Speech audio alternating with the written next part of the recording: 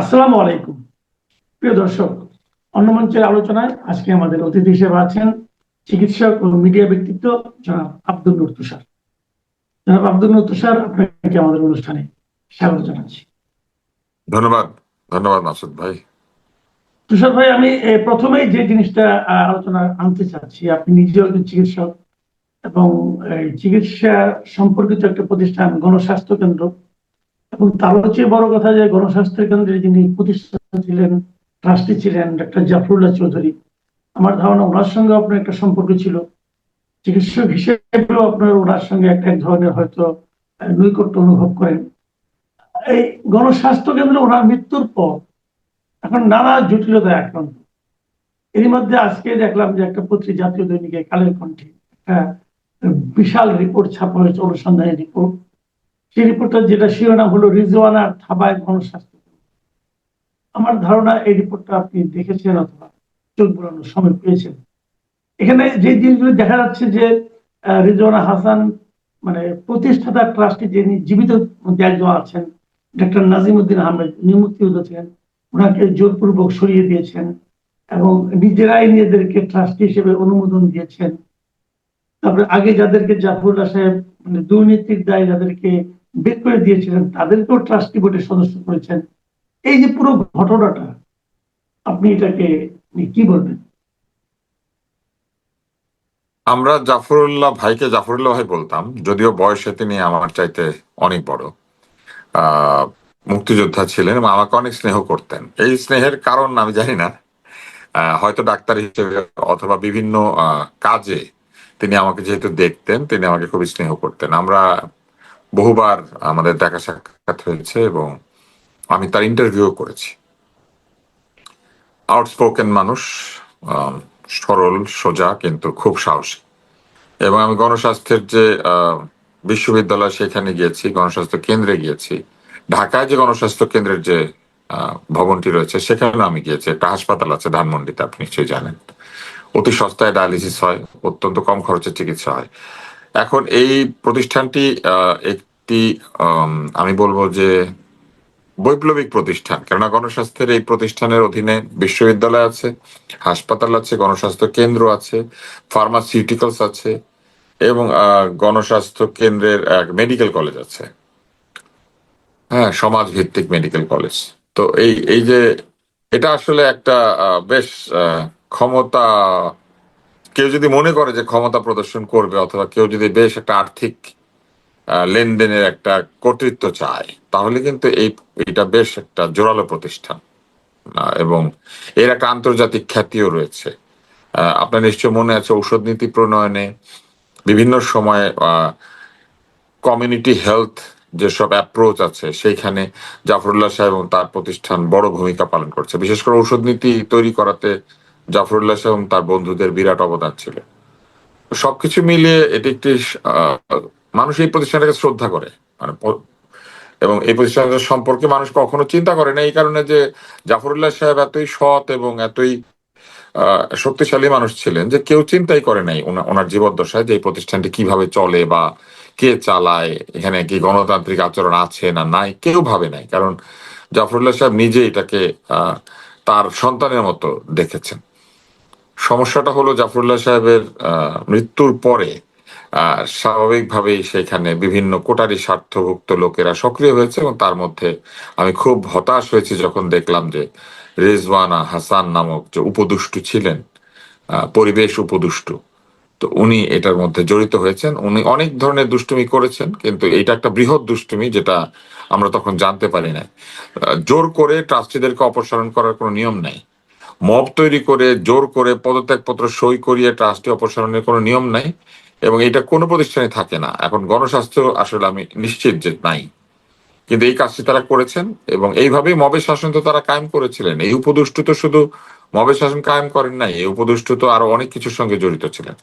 ফলে এই উপদুষ্টু একইভাবে বেলাও দখল করেছিলেন, মব করেন নাই, কিন্তু বেলা কিন্তু তার প্রতিষ্ঠিত কোনো সংগঠন না। এবং এই উপদেষ্টা যত না পরিবেশের মঙ্গল করেছেন, তার চেয়ে অনেক বেশি পরিবেশের ক্ষতি করেছেন। কিন্তু উপদেষ্টাদের একটা বড় মিল আছে। উপদেষ্টারা নিজেদের ঢোল, যে ঢোলের চামড়া থেকে শুরু করে সবকিছু ফাটা, সেই ফাটা ঢোল এত চমৎকার ভাবে বাজাতে পারেন যে তারা বিভিন্ন সময় বিভিন্ন পুরস্কার হাসিল করেন, আন্তর্জাতিক কনফারেন্স এখানে সেখানে যান এবং গিয়ে তারা বাংলাদেশের সুশীলদের নাম ইজ্জত ডুবিয়ে আসেন। আসলে কারণ আমরা জানি যে সুশীলদের সম্পর্কে সারা পৃথিবীতে সিভিল সোসাইটি সম্পর্কে সারা পৃথিবীতে ধারণা হচ্ছে যে তারা সৎ মানুষ, তারা অসৎ না। কিন্তু এই উপদেষ্টাদের মধ্যে নিশ্চয়ই দেখতে পাচ্ছেন রিজওয়ানা কি করেছেন, অন্যান্য উপদেষ্টাদেরও নানান কীর্তি কাহিনী বের হচ্ছে। এবং শুধু যে উপদেষ্টা তাই না, তথাকথিত সুশাসনের জন্য নাগরিক যে 2.5 কোটি টাকা নিয়ে গণভোটের প্রচারণা করেছেন বধু ভাই, এই বধু ভাইয়ের কাণ্ড কারখানা আমরা দেখতে পাচ্ছি। ডেমোক্রেসির নাম দিয়ে এক ডিবেট ফর ডেমোক্রেসি, তারাও 20 লক্ষ টাকা নিয়েছে বাংলাদেশ ব্যাংক থেকে, সেটাও দেখতে পাচ্ছি। এবং এই যে উপদেষ্টাদের দ্বারা প্রভাবিত এই যে বৈষম্য বিরোধী ছাত্র আন্দোলন, তারাও 1 কোটি টাকা নিয়েছে এবং সেটার জন্য একটা ফাউন্ডেশন বানিয়েছে। মানে শয়তানির যত ধরনের দুর্নীতির যত ধরনের প্রক্রিয়া আছে এগুলি তারা অত্যন্ত ছোট বয়সে তারা রপ্ত করেছে। যে টাকা নেওয়ার পদ্ধতি কি, যেহেতু তারা এই ছাত্র আন্দোলনের নামে টাকা নিতে পারবেন না, তারা একটা ফাউন্ডেশন রেজিস্ট্রি করিয়ে ফেলেছেন। তো জি। আপনাকে আরো একটা তথ্য দেই, সেটা হচ্ছে আমি শুনেছি আভিভা ফিন্যান্স নামক একটি প্রতিষ্ঠান, নন ব্যাংকিং ফিনান্সিয়াল প্রতিষ্ঠান যেটাকে লিজিং কোম্পানি বলে, সেইখানে গ্রামীণের কোন একটি সংগঠনের টাকা ছিল, সম্ভবত গ্রামীণ ফাউন্ডেশন। এবং এটা আমি শুনেছি, আমি সত্যতা যাচাই করতে পারি না, কিন্তু শোনা গল্পটা বলে দিই, নিশ্চয়ই এটা সত্যতা কেউ যাচাই করবে। তো এটা একটা শোনা হুম, গল্প, বিশ্বাস অবিশ্বাস সবার হাতে। সেটা হচ্ছে এই আভিভা ফিন্যান্সের অ্যাকাউন্ট ব্লক করে, অ্যাকাউন্টকে বন্ধ করে দিয়ে, লেনদেন বন্ধ করে দিয়ে চাপ সৃষ্টি করে সেখান থেকে এই গ্রামীণের যে সংগঠন, সম্ভবত ফাউন্ডেশন, তারা 40 কোটি টাকার মতো তুলে নিয়েছে বলে একটা গুজব এখন বাজারে রয়েছে, একটা একটা কথা বাজারে প্রচলিত আছে। সত্যই তারা এটা করেছেন কিনা জানি না, তবে তাদের যে অ্যাকাউন্ট ফ্রিজ করা হয়েছিল এবং পরে আবার খুলেও দেওয়া হয়েছে, এটা কিন্তু সত্য। তো জি। ডক্টর ডক্টর মোহাম্মদ ইউনূস আমাদের প্রধান উপদেষ্টা, তিনি তার সংগঠনের টাকা ঠিকই মানে ঘাড়ে চাপ দিয়ে আদায় করেছেন বলে এখন লোকমুখে শ্রুত হচ্ছে, কিন্তু তিনি আমানতদারদের 1টি টাকাও ফেরত দেওয়ার ব্যবস্থা করেন নাই। আরো বহু নন ব্যাংকিং ফিনান্সিয়াল ইনস্টিটিউটে বহু আমানতদারের টাকা ছিল, সেখান থেকে 1টি টাকাও দেন না। এবং বাংলাদেশ ব্যাংক আহ এই তাদের তদারকিতে ব্যর্থতা, ঘুষখোর অফিসারদেরকে পাঠিয়ে তদারক করার কারণে এই প্রতিষ্ঠানগুলি যে লাগাম ছাড়া হয়ে গিয়ে এই ধরনের আর্থিক দুর্নীতি করলো, সেই বাংলাদেশ ব্যাংকও আমানতদারদের 1টি টাকাও ফেরত না দিয়ে বধু ভাইকে 2.5 কোটি, আহ কিরণ ভাইকে 20 লক্ষ, এবং ওই কি যেন রাশেদ নাকি কি যেন নাম, হুম, রিশাদ না রাশেদ কি যেন নাম, তাকে তাদেরকে আরো 1 কোটি, এগুলা যে দিয়েছে এগুলো তো উপদস্যুদের দুষ্টুমির অতি সামান্য অংশ। তো রেজওয়ানা হুম, যেটা করেছেন এটা একটি অত্যন্ত উন্নত মানের উপদুষ্টুমি। এবং আপনি বলতে চাচ্ছেন যে গণস্বাস্থ্যকে ধ্বংস করতে উনি এই মাঠে নেমেছেন। হ্যাঁ, গণস্বাস্থ্যকে ধ্বংস না, এই ধরনের কাণ্ড কারখানা করলে গণস্বাস্থ্য ধ্বংসের মুখে যাবে। এবং গণস্বাস্থ্য কিন্তু ডক্টর মোহাম্মদ জাফরুল্লাহর জীবদ্দশাতেই শেষের দিকে এসে নানান ধরনের কোটারি স্বার্থের লোক তার অসুস্থতার সুযোগ নিয়ে সেখানে নানান কাণ্ড কারখানা করছিল। তাদের বিশ্ববিদ্যালয়টাতে গেলে ঠিক মতো যদি আপনারা খোঁজ নেন, দেখবেন সেখানে অনেক অনিয়ম আছে। সেইখানে বহু অযোগ্য লোক শিক্ষক হয়ে বসে আছেন এবং বহু মানুষ আছেন যাদের শিক্ষক হওয়ার ক্রাইটেরিয়া নাই, তারাও শিক্ষকতা করছেন। তো এইরকম একটি অবস্থা আগে থেকে তৈরি হয়েছিল, কারণ ডক্টর জাফরুল্লাহ একদম শেষের দিকে এসে, তার জীবনের শেষের দিকে এসে বেশ অসুস্থ, রেগুলার ডায়ালিসিস করতে হইতো তার। তিনি কোভিডও আক্রান্ত হয়েছিলেন, আপনার নিশ্চয় মনে আছে। তিনি আরো জি। কিছু মানে মরবিড ডিজিজে আক্রান্ত ছিলেন, ফলে তার পক্ষে একেবারে শেষের দিকে এসে সবকিছু তদারক করা কঠিন হয়ে গিয়েছিল। ফলে একটি আচ্ছা, ভঙ্গুর আমরা প্রতিষ্ঠানে আরেকটা হয়ে প্রসঙ্গে আসি। যাচ্ছিল। এবং আমি মনে করি যে সরকারের অতি দ্রুত এই গণস্বাস্থ্য হস্তক্ষেপ করা উচিত এবং সেখানে সৎ এবং ভালো চিকিৎসক অথবা চিকিৎসাবিদ্যা বোঝেন, চিকিৎসা প্রতিষ্ঠান চালানোর অভিজ্ঞতা আছে এবং এই ধরনের বিষয়ে অভিজ্ঞতা আছে অথবা বোঝেন এমন লোককে সেখানে নিয়োগ দেওয়া দরকার বা নিযুক্ত করা দরকার। জি। আমরা এখন এই যে আলোচনাটা আমাদের সংসদে প্রায় প্রতিদিনই হচ্ছিল, যে আমাদের সংবিধান সংশোধন কিভাবে করতে হবে, এবং যেটা নিয়ে শুরুতেই বিরোধ ছিল যে সংবিধান সংস্কার পরিষদের সদস্য হিসাবে বিএনপি দলীয় সদস্যরা শপথ নিলেন না। তো এখন তাহলে সংবিধান সংশোধন কিভাবে হবে, নাকি একটা একটা করে আসবে নাকি হবে, এরকম অনেকগুলি প্রসঙ্গ কিন্তু আসছে। আজকে দেখলাম যে আইনমন্ত্রী প্রস্তাব করছে যে সংবিধান সংশোধনের লক্ষ্যে জাতীয় সংসদের একটা বিশেষ কমিটি গঠন করা। এবং এই কমিটি গঠনের যে প্রস্তাব করেছেন তিনি বলেছেন যে এখানে বিরোধী দলের পক্ষ থেকে 5 জনের নাম দেওয়ার আহ্বান জানিয়েছে। তবে সংসদ বিরোধী দলের নেতা যিনি আছেন শফিকুর রহমান তিনি বলেছেন তাদের এই কমিটি গঠনের ক্ষেত্রে একটা ধারণাগত ভিন্নতা আছে, তারা নিজের আগে আলোচনা করে পরে তাদের সিদ্ধান্ত জানাবে। এই যে সংবিধান সংশোধনের লক্ষ্যে একটা বিশেষ কমিটি গঠনের প্রস্তাব, এটাকে আপনি মানে কিভাবে দেখছেন? আমি মনে করি না যে এটার কোনো প্রয়োজন আছে। এটা আসলে বিরোধী দল যেহেতু অনেক হম্বিতম্বি করছে, আমার ধারণা যে সরকারি দল সেই কারণে একটা কমিটি তৈরি করে দিয়ে বিষয়টাকে আলোচনায় পাঠিয়ে দিচ্ছে, যাতে আলোচনা চলতে থাকে। 2-3 মাস 4 মাস আলোচনা চলবে, ধীরে ধীরে এই আলোচনার মধ্যে দিয়ে সংশোধনের দিকে বেশি এগিয়ে যাবে এবং ওই সংস্কার পরিষদ তৈরি এগুলো পিছিয়ে যাবে এবং এটা হবে না। এবং এটা হোক, এটা যদি বিএনপি চাইতোই তাহলে তো বিএনপি শপথ টপথ নিয়ে এই ব্যাপারটাকে অসাংবিধানিক ভাবে একটা সাংবিধানিক ঘটনা ঘটিয়ে ফেলতো। তো বিএনপি সেটা করে নাই, আমি মনে করি ঠিকই করছে। কেননা আহ, সংস্কার ঠিক আছে, শব্দটা সুন্দর, কিন্তু সংস্কারের নামে আপনি সংবিধানে যদি মৌলিক পরিবর্তন আনতে চেষ্টা করেন, যে মৌলিক পরিবর্তন আসলে সংবিধান নিজে অ্যালাউ করে না, এরকম কাণ্ড কারখানা করতে গেলে তো আসলে এই দায় দায়িত্ব বিএনপি কেন নিবে? আর এটা তো কোর্টে যাওয়ার মতো একটা অবস্থা তৈরি হবে। আর এই সংস্কারের নামে যে আদেশ নির্দেশ উপদেশ প্রধান উপদেষ্টা এবং তার লোকেরা জারি করেছিলেন, সেখানে একটা অদ্ভুত কথা আছে যে জুলাই সনদ, জুলাই এসবের ব্যাপার নিয়ে কোনোদিন আদালতে যাওয়া যাবে না। পৃথিবীতে কোনো দেশ নাই যেখানে আদালতে যাওয়াকে মানে বন্ধ করে দিয়ে একটা আইন বানানো হয়। আদালতে যাওয়া বন্ধ করে আইন বানানো মানেই হচ্ছে ওইটা একটা খারাপ আইন। তো কেউ আদালতে যেতে পারবে না এরকম কথা বলার মানেই হচ্ছে যে এটা নিয়ে আদালতে যাওয়ার সুযোগ ছিল, ওনারা রাস্তা আটকে দিচ্ছেন। তো অতএব এইখানে অনেক ঘাপলা আছে।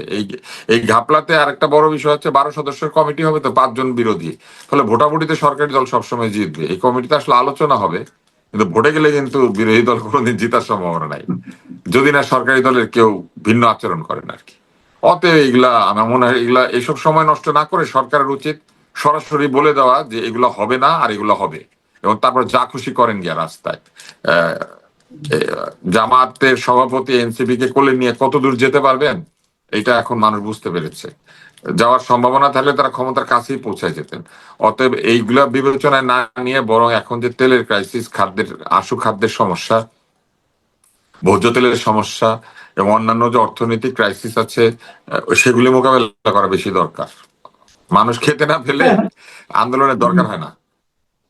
কালকে আপনি দেখেছেন যে জাতীয় সংসদে এই মুক্তিযুদ্ধ নিয়ে, মুক্তিযোদ্ধা নিয়ে এবং বিএনপির সংসদ সদস্য অ্যাডভোকেট ফজলুর রহমান তিনিও অনেক কথা বলেছেন। এবং আজকে দেখলাম যে জামাতের সংসদ সদস্য এটিএম আজহারুল ইসলাম বললেন যে বিএনপি যে নিজেদেরকে মুক্তিযুদ্ধের দল দাবি করে এটা আসলে ঠিক না। তার বক্তব্য হল বিএনপি প্রতিষ্ঠা হয়েছে 1978 সালে, তাহলে মুক্তিযুদ্ধ হয়েছে 71 সালে, বিএনপি কিভাবে মুক্তিযুদ্ধে দল হতে পারে? তো উনি বলছেন যে বিএনপিতে হয়তো মুক্তিযোদ্ধা আছে, এই জন্য আপনি এটা দাবি করতে পারেন, তবে জামাত ইসলামে তো মুক্তিযোদ্ধা আছে, কাজে জামাত এটা একটা ইসলামী হাস্যকর যুক্তি আর কি, এটা একটা হাস্যকর যুক্তি আর কি। ওনাদের যুক্তি সবসময় হাস্যকর হয়ে থাকে। যেমন উনি যে যুক্তিটা দিয়েছেন যে 78 সালে বিএনপি হয়েছে, অতএব বিএনপি মুক্তিযুদ্ধের দল না। বিএনপিতে প্রচুর মুক্তিযোদ্ধা আছেন, বিএনপির প্রতিষ্ঠাতা একজন মুক্তিযোদ্ধা এবং উনি একজন বীরুত্তম। অতএব ধরে নিলাম ওনার কথা ঠিক, তাহলে তো জামাত তো বাংলাদেশের দলই না, জামাত তো ভারতের দল। কারণ জামাতের প্রতিষ্ঠাতা হয়েছে 47 সালের আগে। তাহলে এই জামাত ইসলাম নিজেকে বাংলাদেশের দল বলে কেমনে? এটা তো ভারতের ইতিহাসের একটি দল, এটা তো একটা ভারতের দল। তাহলে এটা বললে হবে? এইসব অদ্ভুত যুক্তি দিয়ে না তারা আসলে নিজেদেরকে হাস্যকর জায়গায় নিয়ে যান। তার মধ্যে আজহার সাহেবের তো নিজেরই সমস্যা আছে, উনি তো ক্ষমাপ্রাপ্ত যুদ্ধাপরাধী। অতএব উনি আমার মনে হয় যে একটু চুপচাপ থেকে সংসদে আইন কানুন নিয়ে কথা বললেই ভালো। এইসব বলতে আসলে এগুলো আসলে ইতিহাসের পাতায় কোনো না কোনো ভাবে লেখা তো হবে। ওনার দণ্ড মওকুফ হয়েছে মানে তো আর এরকম না যে ওনার প্রতি মানুষের শ্রদ্ধা অনেক বেড়ে গিয়ে উনি একেবারে শ্রদ্ধাভাজন ব্যক্তিতে পরিণত হয়েছেন। ওনারা এসব যখন বলেন, যেমন জামাতের সভাপতি একটা সুন্দর কথা বলেন, উনি শহীদ মুক্তিযোদ্ধা পরিবারের সন্তান। শহীদ মুক্তিযোদ্ধা পরিবারের সন্তান মানে কি পরিবার পুরাটা শহীদ হয়েছে তা তো না, দু একজন শহীদ আছেন ওনার পরিবারে, থাকতেই পারেন। একটা বৃহৎ পরিবারে আহ কেউ মুক্তিযুদ্ধ করবে আর কেউ মুক্তিযুদ্ধের বিরোধিতা করবে, এরকম হতে পারে না। একই পরিবারে রাজাকারও আছে, মুক্তিযোদ্ধাও আছে, এরকম পরিবার আছে কিন্তু। এখন রাজাকার যদি 2 দিন পরে এসে বের হয়ে বলে যে আমি মুক্তিযোদ্ধা পরিবারের সন্তান, বলতে পারে, কোনো অসুবিধা নেই। বাট এটা না অদ্ভুত একটা যুক্তি। আপনি মুক্তিযোদ্ধা পরিবারের সন্তান, তাদের আপনার নিজের কি কৃতিত্ব, মানে কি সার্টিফিকেশন এটা যে আপনি মুক্তিযোদ্ধা পরিবারে জন্মেছেন? তো মুক্তিযোদ্ধা পরিবারে জন্মালে কি কেউ ফেরেশতা হয়ে যাবে, বা মুক্তিযোদ্ধা পরিবারে জন্মালেই সে মুক্তিযুদ্ধের পক্ষের লোক হবে, নাকি মুক্তিযোদ্ধা পরিবারে জন্মালে ওখানে কেউ চুরি ডাকাতি বা অন্য কোনো ধরনের অপরাধ কোনোদিন করবে না? মানে ব্যাপারটা কি এরকম? মুক্তিযোদ্ধা পরিবারের সন্তান মানে কি একটি চারিত্রিক সার্টিফিকেট? যিনি মুক্তিযুদ্ধ করেছেন ওনার নিজের একটা সার্টিফিকেট আছে যে উনি যুদ্ধ করেছেন, যুদ্ধ করে প্রাণ দিয়েছেন, যদি শহীদ হন, অথবা যুদ্ধ করে ফেরত এসেছেন বিজয়ী বীর, ওনার নিজের সার্টিফিকেট আছে। ওনার কারণে কি ওনার চাচা মামা খালা খালু ফুফা ফুফু সবাই মুক্তিযুদ্ধ হয়ে যাবে? মানে এটা কি একটা ঘটনা নাকি? তো এই এবং কথাগুলো খুব আমরা তো অদ্ভুত। ওনার এই কথাটা আমরা শুনলেই না আমার কেন তো- জানি মনে হয় দীপ্তি চৌধুরী কথা বলে, মানে না, আমার ওরকম আপনার লাগে। 24-এর আন্দোলনটা তো ছিল এই কারণে যে মুক্তিযোদ্ধার নাতিপতি কেন করতে পারে, না, উনি তো মুক্তিযোদ্ধা মুক্তিযোদ্ধা নাতিপুতি পেত, হবেন না। তার উনি তো একদিন বলেছেন ঘটনা ওনারা এখনো বুকের রক্ত মিলেনি। দিয়েছেন। ওনারা তো বলেছেন যুদ্ধে নাকি উনি একবার যুদ্ধ করেছেন, ওনার একটা বক্তৃতা আমি শুনেছি, ওখানে যুদ্ধ করেছেন, বুকের রক্ত দিয়েছেন, এটা বলেছেন। কোন দেশের জন্য রক্ত দিয়েছেন এটা অবশ্য বলেন নাই। বলেছেন আমরাও যুদ্ধ করেছি, আমরা বুকের রক্ত দিয়েছি, উনি এরকম বলেন টলেন। আমার কাছে ভালোই লাগে। আমি দেখলাম একটা বক্তৃতা উনি বলেছেন যে এপিজে আব্দুল কালাম উনি নাকি লেখাপড়া করেন নাই, মানে ওনার ডিগ্রি টিগ্রি ছিল না। উনি কোথা থেকে কি বই টই পড়েন, আমার মনে হয় একদিন যদি আসতেন, ওনাকে আমি একটা কাজ করতে বলবো, বিশ্ব সাহিত্য কেন্দ্রে এসে কিছুদিন লাইব্রেরিতে কাটাতে বলবো, তাহলে অন্তত ইতিহাস ভূগোল ইত্যাদি সংক্রান্ত যে ওনার কিছু কিছু একটা ধারণা আছে আর কি। ওনার তো আসলে এক ধরনের দৈব ধারণা আছে আর কি। উনি হয়তো কোথাও বসেছিলেন কোনো গাছের নিচে, এই তথ্যগুলি পেয়েছেন, আকাশ থেকে পড়েছে টুক করে। তো এটা না করে বিশ্ব সাহিত্য কেন্দ্র অথবা পাবলিক লাইব্রেরি অথবা ঢাকা বিশ্ববিদ্যালয় লাইব্রেরি এসব জায়গাতে কিছুদিন সময় কাটালে আমার মনে হয় ভালো হতো আর কি। কথায় কথায় যে মুক্তিযোদ্ধা পরিবারের সন্তান, এই কথাটা শুনতে ভালো লাগে না। উনি বলে না কেন আমি মুক্তিযুদ্ধ করেছি? মানে ব্যাপারটা কেমন জানেন, আমার আব্বা মুক্তিযুদ্ধ করেছেন অতএব আমি এক ফেরেশতা, ব্যাপারটা এরকম না কিন্তু আসলে।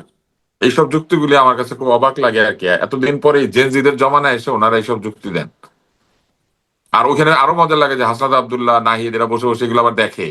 এরা না কত বড় বড় স্লোগান দিয়েছিল, মুক্তিযুদ্ধের বাংলায় বৈষম্যের ঠাঁই নাই, বঙ্গবন্ধুর বাংলায় কি কি জানি দিয়েছিল না? হম। এদেরকে দেখে আমার বেশ আগে যেতে হাসি পায়। আমার বেশ হাসি পায়, মানে মানুষ তো ধরেন দীর্ঘ অভিজ্ঞতায় রাজনৈতিক ঘাত প্রতিঘাতের মধ্যে দিয়ে স্মৃতিশক্তি হারায়। কিন্তু আমি দেখলাম যে এরা 5ই আগস্টে 3 দিন আগে স্মৃতিশক্তি হারিয়ে ফেলেছে। 2 তারিখে এই স্লোগান দিয়ে 5 তারিখে তারা ভুলে গিয়েছে।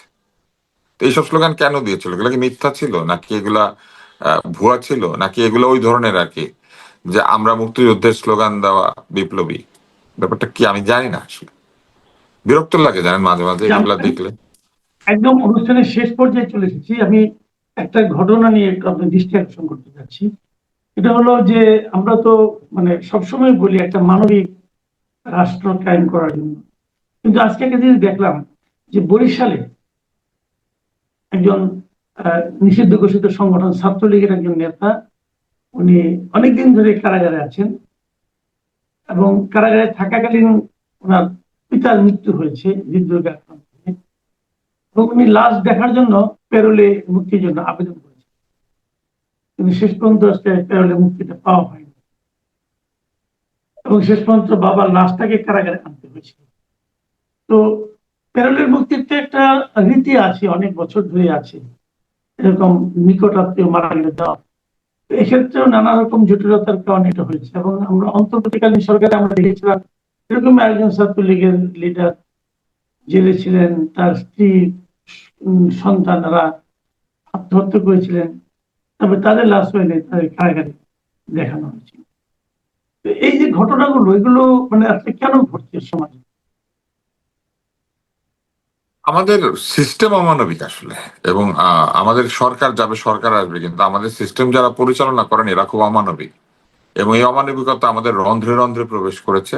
এটা তারই একটা নমুনা। আমাদের আমাদের এখানে নাগরিকদের যে অধিকার, সাধারণ মানব মানে মানে মানুষের যে অধিকার, সেটা কোথাও আসলে আমরা পাই না। এবং আমরা যে পাই না, এটা না পেতে পেতে আমরা অভ্যস্ত হয়ে গিয়েছি।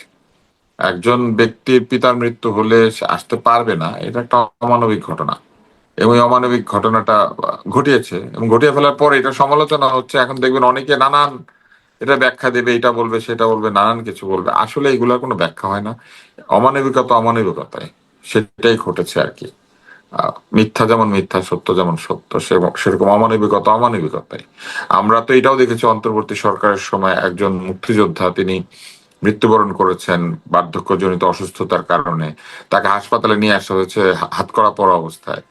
তিনি পালাবেন কিভাবে? তাকে হাতকড়া পরিয়ে রাখা হয়েছে বেডের মধ্যে, যার অক্সিজেন চলছে, যিনি আনকনশাস, অচেতন, তাকে হাতকড়া পরিয়ে শুয়ে রাখা হয়েছে। এবং শুধু তাই না, তাকে যে মৃত্যুর পরে মর্গে নিয়ে যাওয়া হয়েছিল, সেখানে হাতকড়া পরা অবস্থায় তিনি ছিলেন। একটা লাশের মানে হাত থেকে হাতকড়াটা খুলে দেওয়া হয় না। এইসব অমানবিকতা ডক্টর ইউনূস করেন নাই। খালি ওই যে জাতিসংঘের ভলকার টুর্ক না ফলকার টুর্ক, তাকে আনা নেওয়া করলে মানবাধিকার হয়ে যায়? ডক্টর মোহাম্মদ ইউনূস বহু মানবাধিকার লঙ্ঘন করেছেন বহু জায়গাতে। এই উপদেষ্টু চূড়ান্ত একজন উপদেষ্টু, উনি প্রধানতম উপদেষ্টু, উনি যে প্রধান দুষ্টু এটা একদম পরিষ্কার ভাবে এখন প্রমাণিত। এবং উনি সাথে জি, ছেলেদেরকে ধন্যবাদ। দুষ্টু ছেলের দল বানিয়ে দিয়েছেন। এই যে তরুণদেরকে এই প্রধান উপদেষ্টার প্রভাবে তারা দুষ্টু ছেলের দলে পরিণত হয়েছে। আপনার মনে আছে এরা বলতো যে বড় বড় গাড়ি এরা চড়তো আর বলতো বড় ভাইরা আমাদেরকে গাড়ি দেয়। একটা সাক্ষাৎকার আছে, সেখানে একজন তো বিরাট জোর গলায় বললেন ভাইরা গাড়ি পাঠায়, বড় ভাইরা। এখন আপনাদের ভাইদের গাড়ি কোথায়? এখন সরকারের গাড়ি চান কেন? এখন কেন করের পয়সায়, জনগণের পয়সায় কিনা গাড়িতে বাতাস লাগিয়ে ঘুরতে চান? দুদিন আগে না আমরা ভিডিওতে দেখেছি প্রাডো গাড়ির মধ্যে এলিয়ে দিয়েছেন, এপিসিতে উঠে পড়েছেন। আমরা দেখিনি আপনারা কার কার গাড়িতে কোথায় কোথায় চড়েছেন। এখন কেন সরকারের টাকায়, জনগণের টাকায় গাড়ি কেনা, অফিস করা? এখন সরকারের টাকা ভাল লাগে, জনগণের পয়সা এখন নিজের পয়সা মনে হয়। বাংলাদেশ ব্যাংক থেকে যেমন 1 কোটি টাকা নিয়েছেন, এখন জনগণের টাকা গাড়ি কিনতে খুব ভালো লাগছে। এরা উপদুষ্টু প্রভাবে চূড়ান্ত উপদুষ্টুতে পরিণত হয়েছে। এরা রীতিমতো দুষ্ট ছেলের দলে পরিণত হয়েছে। এরা মিথ্যুক, এরা মিথ্যা কথা বলেছে। জি, অনেক ধন্যবাদ। অনেক ধন্যবাদ জনাব ডক্টর আব্দুল মতিন তুষার। প্রিয় দর্শক, আপনারা, আমার ধারণা যে ডক্টর আব্দুল মতিন তুষারের আজকের আলোচনা থেকে অন্য কিছু শিখতে পারেন আর না পারেন, নতুন একটা শব্দ শুনতে পেরেছেন। উনি একদল উপদুষ্টুর কথা বলেছেন। একজন আমি না, নিজেও এই শব্দ, প্রধান উপদেষ্টু, তার নিচে অনেক উপদেষ্টু, তারপরে প্রেসার সচিব, বুঝছেন, মানে অনেক ধরনের উপদেষ্টুরা ছিলেন। আমার মনে হয় যে এই যে শব্দগুলো রিজওয়ানা আগে আমি হাসান উপদেষ্টু, আলোচিত উপদেষ্টু করতাম। গিয়ে জায়গা দখল করার, গণস্বাস্থ্য দখল করার জন্য উনি মব তৈরি করেছেন। উপদেষ্টুতা না, এটা এটা মারাত্মক উপদেষ্টুতা। জি, উনি কিন্তু আমার মনে হয় যেন ডক্টর আব্দুল মতিন তুষার একটু আমাদের প্রতি এক ধরনের আহ, পক্ষপাতিত্ব করলেন বলে আমার ধারণা। কারণ দুষ্টুর চেয়ে কিন্তু উপদুষ্টু একটু কম ক্ষতিকর। তো উনি কমের দিকে ওনাদেরকে ঠেলে না, দিলেন। এটার অন্য অর্থ হবে, মানে তো একটা উপসর্গ। হ্যাঁ, পরা, উপ, এগুলো তো উপসর্গ বাংলা ভাষা। তো এগুলা কখনো জি, কখনো শব্দকে শক্তিশালী করে, কখনো কখনো শব্দকে দুর্বল করে। কিন্তু এই উপদুষ্টরা হচ্ছে অত্যন্ত উপযুক্ত এবং উপরতলার এবং উপর মহলের দুষ্টু আর কি। মানে যারা কিনা এইখানে তো দুষ্টুমি করে করে, তারা আমেরিকাতে, ইংল্যান্ডে, বিভিন্ন জায়গায় গিয়ে দুষ্টুদের সাথে মেলামেশা করে, দুষ্টুদের সাথে চুক্তি করে। মানে এরা হচ্ছে অত্যন্ত, মানে উপযুক্ত দুষ্টু, মানে দুষ্টুদের সেরা। জি। আর এটা নিয়ে আর ব্যাখ্যায় যাবো না, কারণ ব্যাখ্যায় গেলে হয়তো আমাদের তুষার ভাই আরো কিছু ব্যাখ্যা দিবেন, যেটা হয়তো ওনাদের জন্য অসহনীয় হয়ে উঠতে পারে। তো আপনারা ভালো থাকবেন, এগুলো নিয়ে আপনাদের আলোচনা চলুক, এটাও আমরা চাই। আল্লাহ হাফেজ।